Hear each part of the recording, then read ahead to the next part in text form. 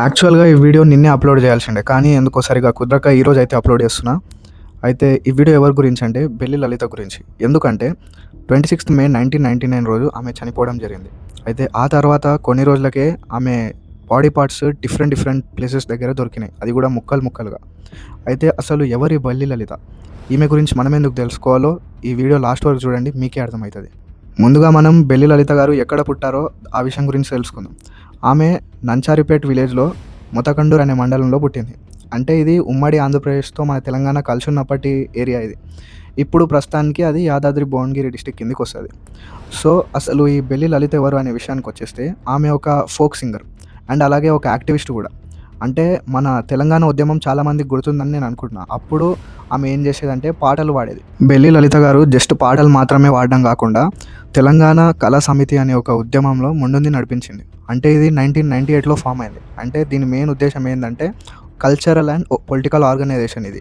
అయితే ఇందులో ఏం చేసేవాళ్ళంటే తెలంగాణకు సంబంధించిన ఇతిహాసాలు గానీ, లేదా తెలంగాణకు సంబంధించిన జానపద గేయాలు గానీ, వీటిని తిరిగి మళ్ళీ తీసుకొచ్చే ప్రయత్నంలో ఈ కళా సమితి అనే ఒక ఆర్గనైజేషన్ ఫామ్ అయింది.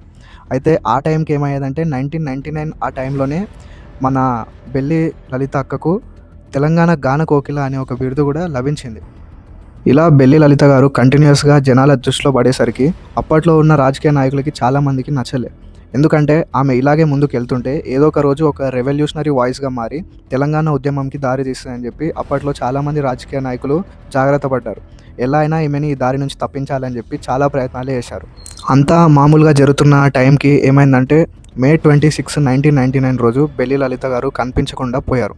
అయితే చాలామంది చాలా రకాలుగా ఆలోచించారు. అసలు ఏమైంది ఆమెకు కనిపించకుండా ఇలా మాయమైపోయిందని చెప్పి. సరిగ్గా కొన్ని రోజుల తర్వాత ఆమె బాడీ పార్ట్స్ డిఫరెంట్ డిఫరెంట్ ఏరియాస్‌లో డిఫరెంట్ డిఫరెంట్ ప్లేసెస్‌లో దొరకడం జరిగింది. అయితే కొన్ని ఆర్టికల్స్‌లో, మ్యాగజైన్స్‌లో ఏం రాసుందంటే నయ్యూమ్ గ్యాంగ్‌కి చెందిన వాళ్ళే బెల్లి లలిత గారిని కిడ్నాప్ చేశారు. వాళ్ళే ఇదంతా చేయించారని చెప్పి ఆ ఆర్టికల్‌లో, మ్యాగజైన్స్‌లో అయితే మెన్షన్ చేయడం జరిగింది. అయితే 2022లో మనకొక సినిమా రిలీజ్ అయిండే. ఎవరిదంటే సాయి పల్లవి ఉంటది అందులో. రానా కూడా ఉంటారు. 'విరాట పర్వం' అని చెప్పి ఒక సినిమా.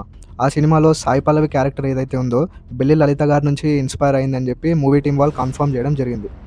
సో, నిన్న మన తెలంగాణ ప్రజలకు one of the important day and అలాగే బ్లాక్ డే లాంటిది. ఎందుకంటే బెల్లి లలిత గారి వాయిస్ మన తెలంగాణ ఉద్యమంలో ఎంతో కొంత రోల్ అయితే ప్లే చేసింది. అలాంటి ఆమె గురించి మీకు తెలియజేయాలని చెప్పి నేను ఈ వీడియో చేసిన. సో, మీ ఒపీనియన్ ఏదైతే ఉంటదో అది కామెంట్ చేయండి. ఇలాంటి మరిన్ని వీడియోస్ కావాలంటే ఛానల్‌ని సబ్స్క్రైబ్ చేసుకోండి.